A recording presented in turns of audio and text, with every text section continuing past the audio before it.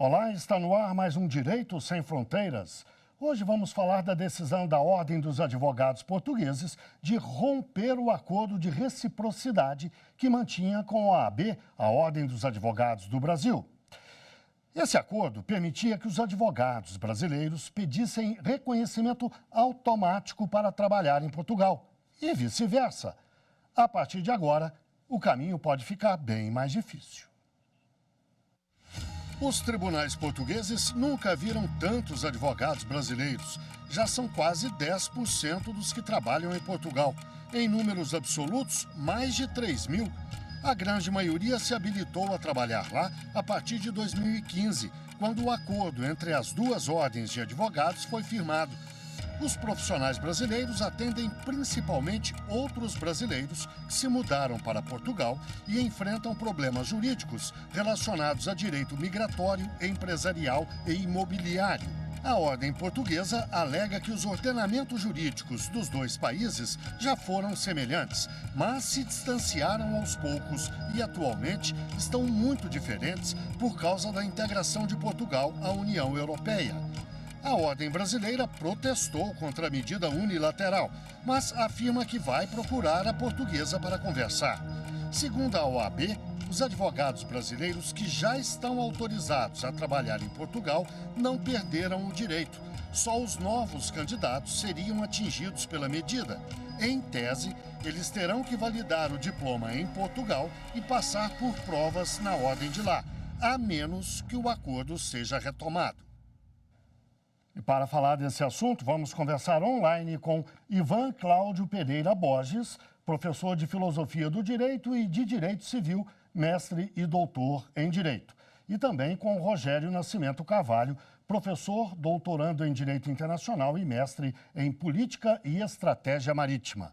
Muito obrigado a vocês dois pela participação aqui no Direito Sem Fronteiras. Eu começo com uma pergunta para o professor Ivan. Professor, o senhor fez mestrado em Coimbra, a grande Universidade de Coimbra, em Portugal. Conhece bem, digamos, esse universo jurídico português. Pode nos ajudar a entender as alegações da Ordem dos Advogados Portugueses de que a legislação dos dois países estaria se diferenciando muito, portanto, os advogados brasileiros não poderiam mais trabalhar lá da mesma forma que trabalhariam antes. Isso convence? Qual é o verdadeiro motivo na avaliação do senhor?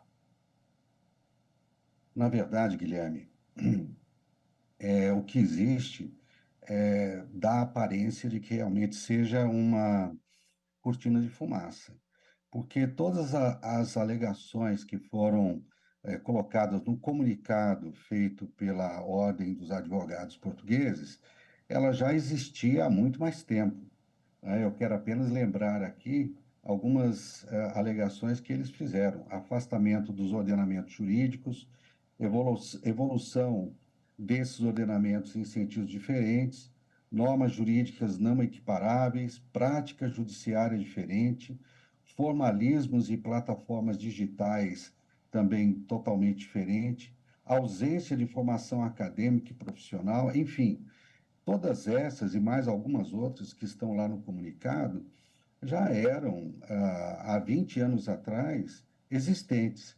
Então, para colocar isso agora, mais uma vez, para mim é apenas com todo respeito, mas é apenas uma desculpa para outros motivos que a gente ainda não sabe bem quais são, nós supomos, mas ainda não sabemos. Agora, o que a gente pode dizer também é que os portugueses têm uma forma muito peculiar de ensinar, né? Principalmente em Coimbra, o ensino, a formação acadêmica, ela traz toda aquela herança, né? Medieval, não sendo a matéria antiga, mas a forma de ministrar, as exigências, né? Enfim, tudo isso tem uma forma muito peculiar. Até mesmo a maneira de falar, de argumentar, tudo isso é muito diferente. Então, para que o advogado brasileiro ele realmente tenha espaço, né, no ambiente jurídico português, ele tem que ter uma vivência, né? E essa vivência leva um bom tempo. Professor Rogério, na reportagem a gente citou o fato de que quase 10% dos advogados em atividade em Portugal hoje são brasileiros. Mais de 3.100 e alguma coisa. Seria esse o motivo? Não, eu vejo que a questão não é o mercado estar 10%, em torno de 10%, 3.100 e poucos advogados que foram beneficiados com essa cooperação, mas sim também com uma questão que é crescente, porque Portugal também é uma ponta de lança para os outros demais países da União Europeia. Então, a questão ela envolve, ela é mais profunda, porque as oportunidades que estão abertas para os brasileiros dentro do mercado da Europa, a partir de Portugal, pode estar também chamando a atenção da advocacia portuguesa em si. E vejam, como eu me corroboro com o professor Ivan, ao dizendo as questões de ser cheio de fumaça, porque a advocacia, ela, como um serviço bem sui generis, os melhores, eles permanecem. Então, não teria justificativa total de dizer a questão sobre uma falta de currículo ou uma não adequação à legislação portuguesa, porque se o profissional ele não tiver a habilidade e a capacidade, o próprio mercado irá rechaçar esse profissional. Então, o que mais uma vez tende a trazer à baila a verdadeira discussão, o verdadeiro motivo que não parece notoriamente nem ser a questão dos brasileiros que lá procuram e também nem ser as alegações que estão nessa carta de intenções publicada na semana passada. Professor Ivan, novamente eu lembro que o senhor estudou em Coimbra para lhe perguntar, o senhor sentiu na pele algum tipo de rejeição, algum tipo de preconceito, discriminação ou presenciou fatos relacionados a esse sentimento, a esse comportamento dos portugueses em relação aos brasileiros, especialmente no mundo jurídico? Olha, professor, Guilherme, o que eu pude sentir lá é que os professores portugueses da Universidade de Coimbra sentiam que muitos alunos brasileiros não davam a devida atenção à seriedade com que eles tinham que tratar das matérias e dos compromissos que estavam ou que eram exigidos ali de todos nós, né?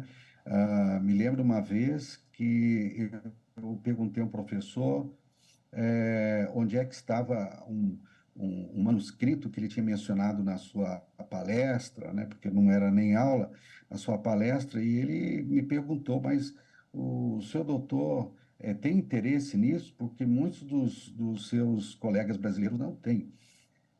Então, assim, essa diferenciação eles faziam, mas não uma rejeição à minha pessoa, à minha maneira de ser, isso não. Mas havia aquela resistência à maneira pela qual os alunos brasileiros tratavam os compromissos e a forma de estudar. Agora, por outro lado, eu conheci muitos brasileiros, muitos alunos brasileiros sérios, gente realmente que se entregou para a sua formação. Então, mas é o comportamento, é a forma de ser, né? A forma de tratar com a aula, com a dinâmica da aula, com a forma de apresentar os trabalhos, enfim, com estas coisas. Mas, na verdade, nunca houve, assim, de maneira nem subliminar, qualquer tipo de rejeição. Professor Pelo Rogério, contrário. Professor Rogério, um pouco antes do programa conversar, o senhor citou um fato interessante ocorrido 10, 15, 20 anos atrás. Eu não sei precisar exatamente quando, mas é coisa de 2000 para cá. Levas e levas de dentistas brasileiros foram para Portugal, se deram muito bem profissionalmente, muitos deles, e isso gerou algum desconforto entre a concorrência portuguesa. E esse desconforto acabou virando uma rejeição. Despersonalizando essa questão, tratando de uma forma mais geral, o senhor diria que seria uma espécie de reserva de mercado o que os portugueses estão fazendo agora? Sim, a reserva de mercado está se configurando a partir do momento em que você não quer permitir o acesso mais fácil aos players, ou seja, às pessoas, quando você coloca barreiras para o acesso. E a barreira para o acesso aqui, ela está circunscrita àquela aceitação automática do diploma para que é o fruto do acordo de cooperação, para que você possa exercer imediatamente a atividade, por exemplo, do advogado brasileiro em Portugal. E evidente que quando você tira essa possibilidade, você vai exigir uma etapa a mais desses profissionais que vão precisar se submeter às provas. Então, eu vejo o número de advogados que vão para lá, notoriamente, vai cair. Mas, tal qual aconteceu também com os profissionais da odontologia há algum tempo atrás, ou a diversos outros profissionais também, não só do trabalho formal, mas também como do trabalho informal, é importante ressaltar que simplesmente aqueles que são os melhores, eles permanecem no mercado. Então, se você tem praticamente 10% de uma advocacia que ela é composta por brasileiros que foram agraciados pela vantagem desse acordo, muito provavelmente isso está circunscrito também nessa possibilidade de que você está exercendo o melhor de si e você está se destacando no mercado. Porque, caso contrário, você não teria essa possibilidade daquela pessoa se estabelecer e permanecer no país. Porque a concorrência, tanto lá quanto cá, também é muito forte e apenas os melhores permanecem. Professor Ivan, a respeito dessa afirmação de que apenas os melhores permanecem, os brasileiros teriam competência, grosso modo, evidentemente, na média, para concorrer com os profissionais portugueses? Eu pergunto, inclusive, motivado por um comentário que eu ouvi extraoficialmente de advogados portugueses, de que o exame da ordem no Brasil não seria tão exigente, seria um pouco mais leniente, um pouco menos, digamos, não media exatamente os conhecimentos, exigia pouco. O senhor concorda com isso? Mas eu vou pedir que o senhor responda daqui a pouco, logo depois do intervalo. O Direito Sem Fronteiras, portanto, faz uma breve pausa e volta já já.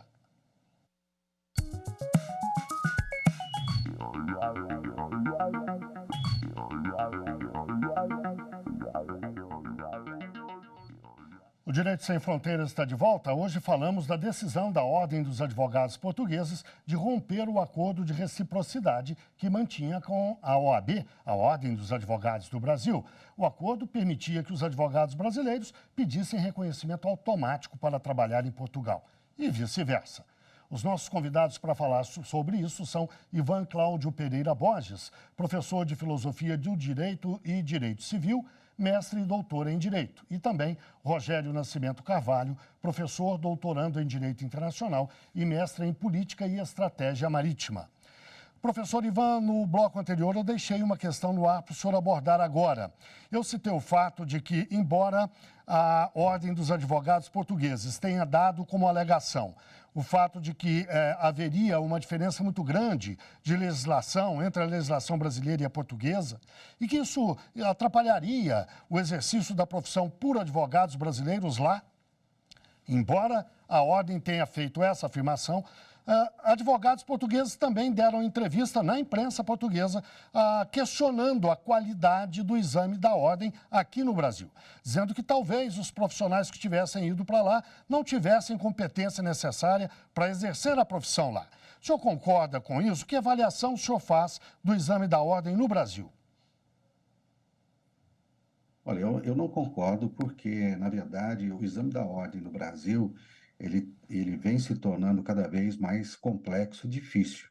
Ele não é no sistema português, né? O sistema português, como eu já falei aos senhores, principalmente lá em Coimbra, pelo menos, os exames para as disciplinas em graduação, elas são muito exigentes, não é?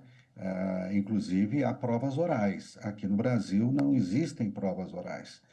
E a prova oral lá é tomando um livro, abrindo a esmo e perguntando sobre um assunto qualquer para o aluno que quer ser aprovado naquela matéria, que não foi através da forma escrita, né? Não conseguiu a sua aprovação escrita.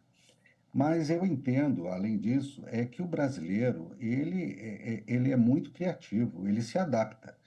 Há muitos brasileiros extremamente inteligentes, capazes, e logicamente que eles podem vencer todas as dificuldades sem nenhum problema.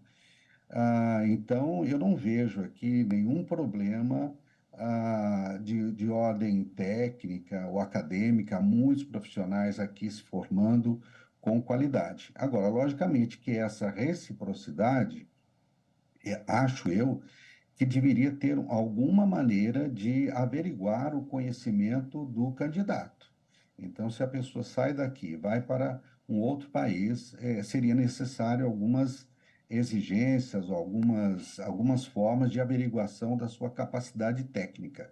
Fora isso, eu acho que o brasileiro ele está sendo muito bem formado, né, em muitas faculdades, a exigência está subindo, há uma intenção realmente de formação com qualidade, então eu realmente não concordo muito com isso, né? Logicamente que em toda profissão sempre tem aquelas pessoas que não se destacam, que têm dificuldades e tudo mais, mas isso tudo, como o próprio professor Rogério falou aqui há pouco, o mercado dá conta. Professor Rogério, caberia ao governo brasileiro algum tipo de atitude ou essa é uma questão apenas entre a Ordem dos Advogados do Brasil e a Ordem dos Advogados Portugueses?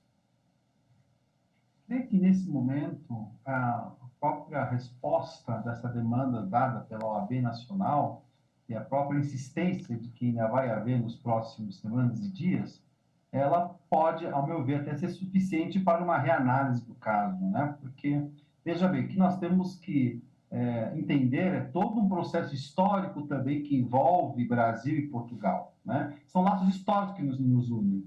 Não é uma questão apenas de ex-metrópole e ex-colônia, mas gostaria de lembrar que a primeira faculdade formada aqui no Brasil teve uma influência portuguesa. Nós tivemos os primeiros advogados a trabalhar no Brasil, eles vieram de Coimbra, das principais escolas portuguesas. Então, veja, esse movimento que está tendo agora, ele é o contrassenso do que já houve historicamente. Então, os laços históricos eles deveriam ser preservados e respeitados.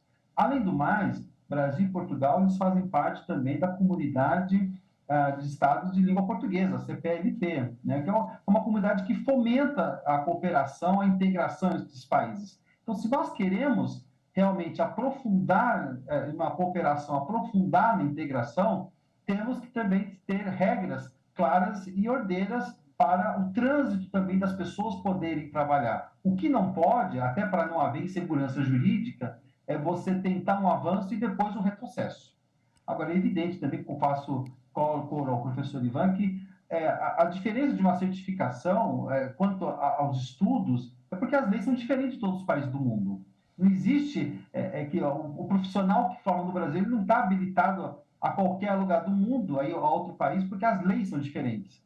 Mas as leis você estuda e se adapta. Agora, a questão que também se envolve aqui é você questionar o modo de concessão do exercício da advocacia.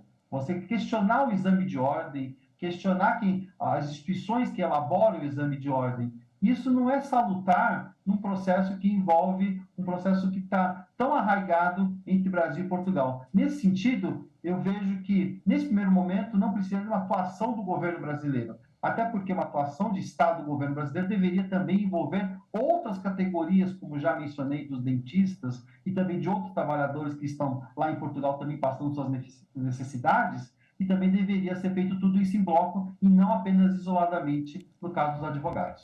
Professor, a Ordem dos Advogados Portugueses não propôs uma discussão. Ela tomou uma medida unilateral e anunciou. O senhor acredita, diante disso, que o quadro poderia se reverter, a ordem portuguesa poderia voltar atrás? Nesse caso, o que seria preciso? Alguma concessão dos profissionais brasileiros?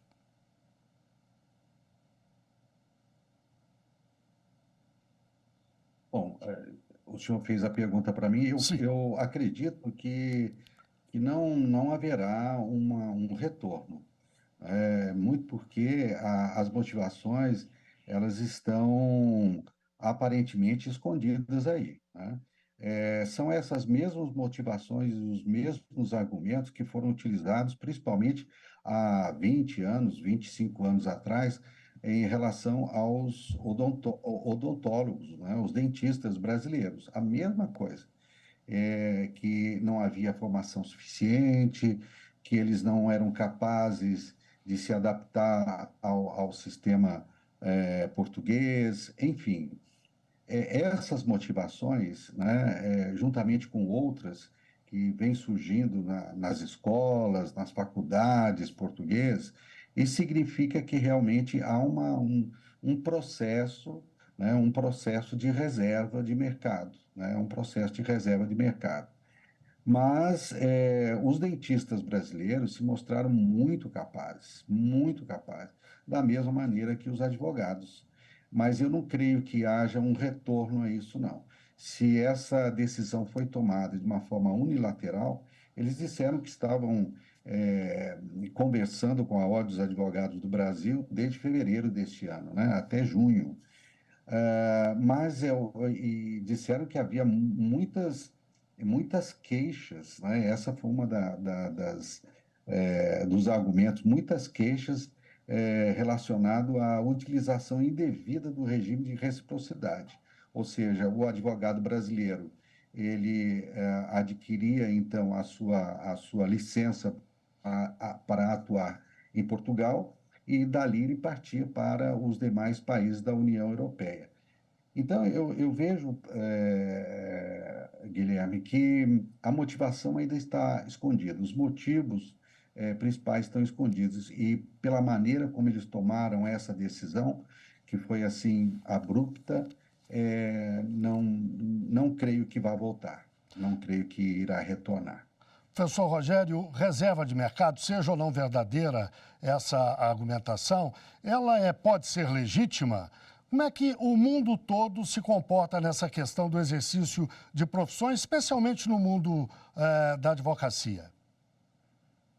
Bom, quando você olha o mundo de hoje, que ele está numa constante transformação, seja política, econômica e social, e também jurídica, ao primeiro momento, os países tentam se defender dessas mudanças.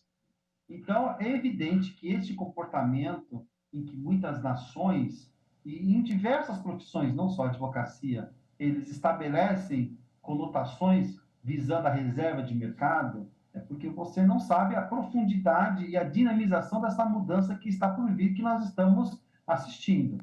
Se nós pegarmos o mundo atual, onde você tem conflitos armados, onde você tem guerras econômicas, disputas por hegemonia de poder, todo o espaço ele precisa ser ocupado.